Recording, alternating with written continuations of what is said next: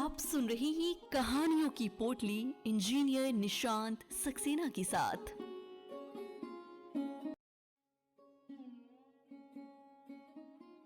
नमस्ते। स्वागत है आपका। मेरा नाम है निशान सक्सेना। मैं सुनाता हूँ कहानियाँ। ये आज सुनते हैं सुभद्रा कुमारी चौहान जी की लिखी कहानी कैलाशी नानी। पता नहीं मेरी कैलाशी नानी अब इस संसार में है भी या नहीं, परंतु उनकी स्मृति इतनी ताजा है कि आज भी कैलाशी नानी वही अपनी मैली सी घुटने के ऊपर तक की धोती और फटी हुई मिर्जाई पहने, बगल में रोटी और नमक की पोटली संभाले और हाथों में गायों को हाँकने का डंडा लिए ना जाने कितनी बार आंखों के सामने घूमती हुई दिख जाती है। वो गवार अनपढ़ स्त्री जिसे अक्षर का भी ज्ञान ना था, वो सहज ही बुला देने योग्य ना थी। मेरी नानी ना होकर भी वो मेरी नानी थी।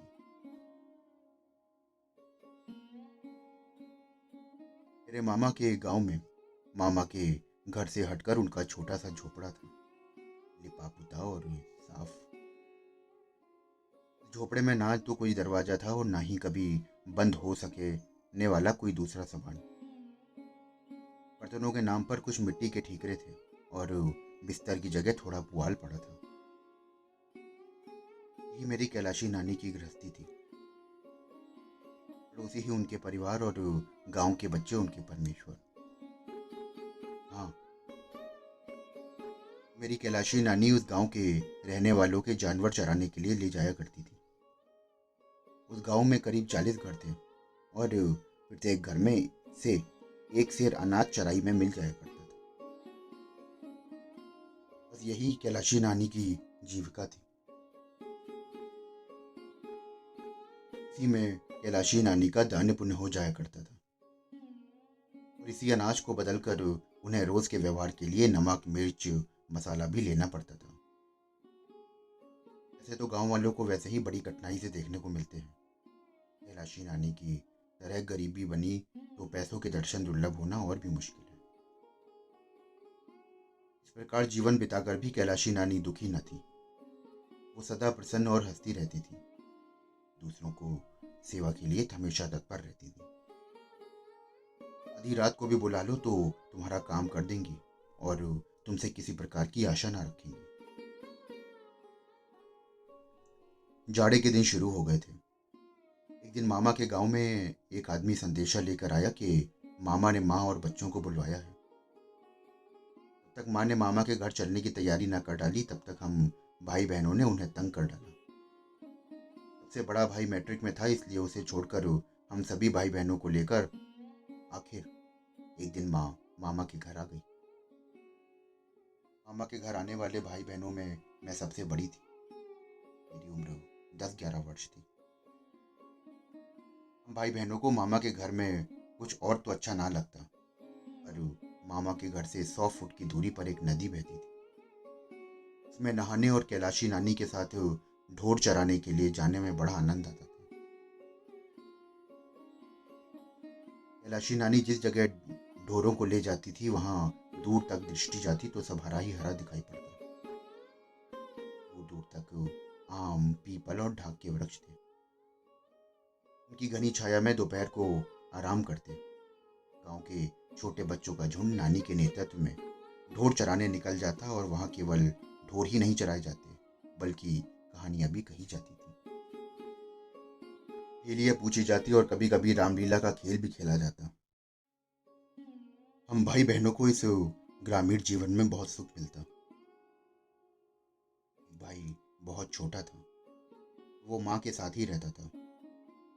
हम 3 भाई बहन प्रायः रोज कैलाशी नानी के साथ जंगल में भाग जाते।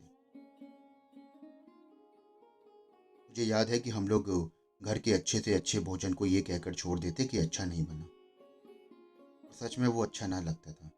कैलाशी नानी की जंगल में सूखी रोटियां नमक और कभी चटनी के साथ खाने में जितना स्वाद आता था, उतना स्वाद कभी किसी भोजन में नहीं आया। रोटियां भी गेहूं की नहीं, ना जाने किस तरह के अनाज मिलाकर बनाई जाती थी।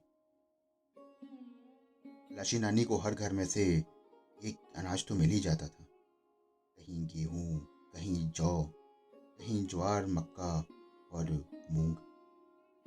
ये सब मिलाकर वो इकट्ठा कर देती और रोज आवश्यकता अनुसार किसी की चक्की से पीस लाती और दूसरे दिन के लिए रोटियां सेक रखती। बस यही उनका प्रतिदिन का आहार था। यही रोटियां वो सबको खिलाती थी और हम लोग बड़े स्वाद से खाते थे।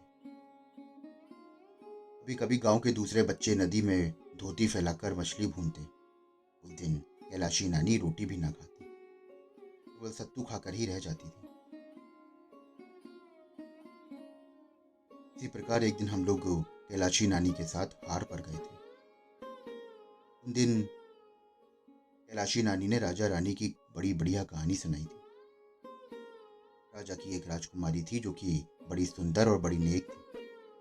किंतु एक दिन जब वो नदी पर नहा रही थी तो वो परियों के देश के राजा का राजकुमार आया और राजकुमारी को घोड़े पर बैठा कर ले गया।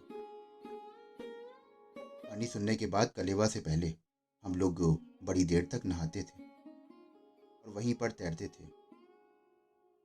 पानी बहुत गहरा ना था पर बड़ा साफ था। नदी में नहाने का प्रलोभन ही हमें रोज यहाँ घसीट लाता। हाँ, उस दिन नहाते नहाते मुझे ये डर जरूर लग रहा था कि कहीं परियों के देश का राजकुमार ना आ जाए। हाँ, राजकुमार तो ना आया, परंतु जब नहा धोकर लेटी तो देखा कि कैलाश नानी के पास कोई बैठा है। बड़ी जरा साफ सुथरे थे। मैं डर की कि कहीं यही तो वो राजकुमार नहीं है। घबरा कर दूर तक नजर दौड़ाकर देखा तो कहीं भी घोड़ा ना दिखा। मैं बेफिक्र सी हो गई कि ये राजकुमार तो हो ही नहीं सकता, क्योंकि राजकुमार के पास तो घोड़ा जरूर होता है। बाद में कैलाशी नानी से मालूम हुआ कि वो गांव का जमींदार है और कैलाशी नानी को हर महीने ढोर चरवाई में 5 सेर अनाज देता है।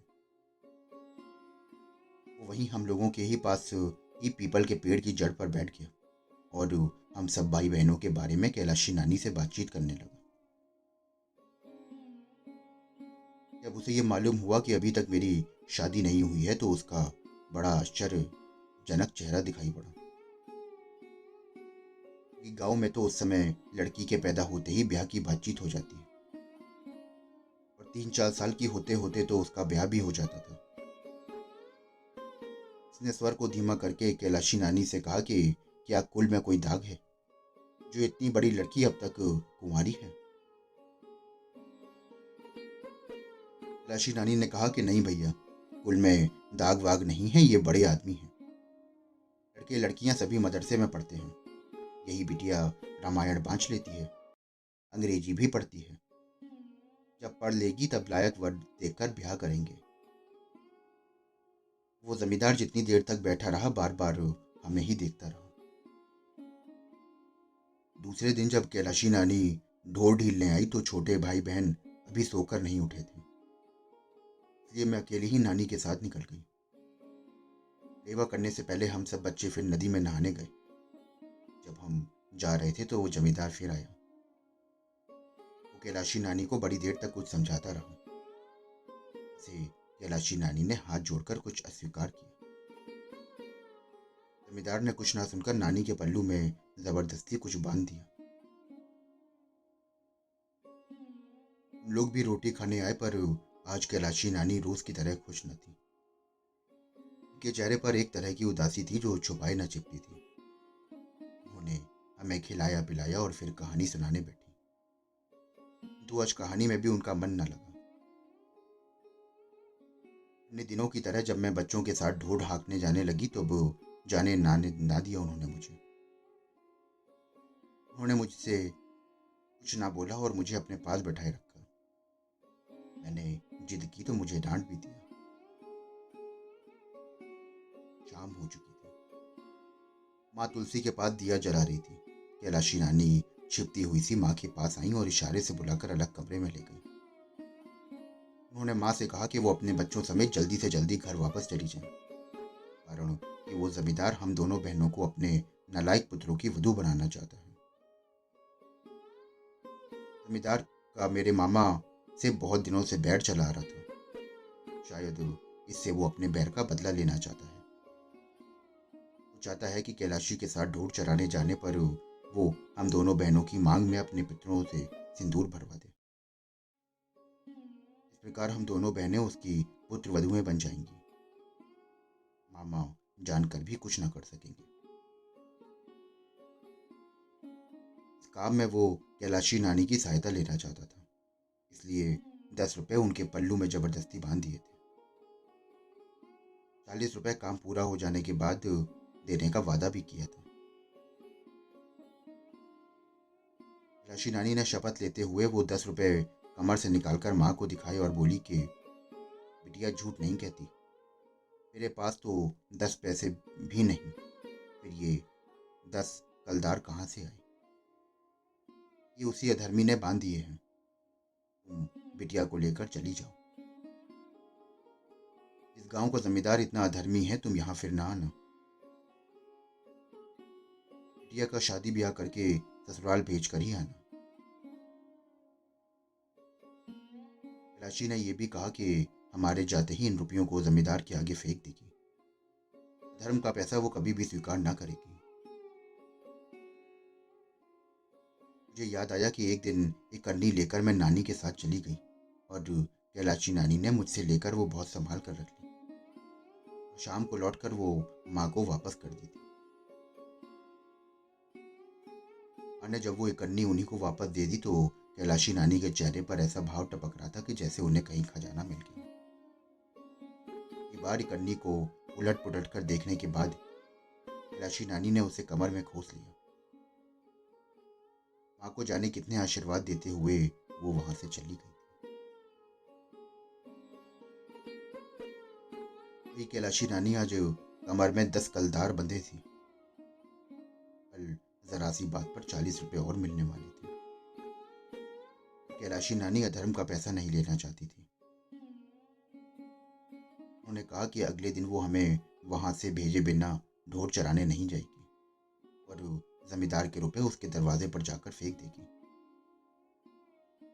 तो चाहे वो 4 महीने का 5 सेर अनाज भी बंद कर दे, पर कैलाशी डरती नहीं। वो कहीं भी जाकर ढोर चराकर पेट पाल लेगी। माँ उसकी बात पर विश्वास नहीं कर पा रही थी। ऐसे कोई उनकी पुत्रियों की मांग में सिंदूर भरकर घर में रख देगा। मेरे पिताजी प्रसिद्ध वकील हैं। वो जमींदार को जेल खाने की हवा खिला सकते थे, फिर भी माँ कैलाशी नानी के आग्रह को टाल ना सकी। दूसरे दिन वो हमें घर लेकर चली आई। उससे आज तक कैलाशी नानी का हमें कोई समाचार न मिला। दोस्तों, अभी आप सुन रहे थे मेरे साथ सुभद्रा कुमारी चौहान जी की लिखी कहानी कैलाशी नानी। आशा करता हूँ कि आपको ये कहानी बेहद पसंद आई होगी। अगर आपको कहानियाँ सुनने का शौक है और आप ऐसी ही और भी कहानियाँ सुनना चाहते हैं तो मेरे चैनल को फॉलो करिए, सब्सक्राइब करिए। मैं फिर मिलता हूँ आपसे एक और कहानी के साथ।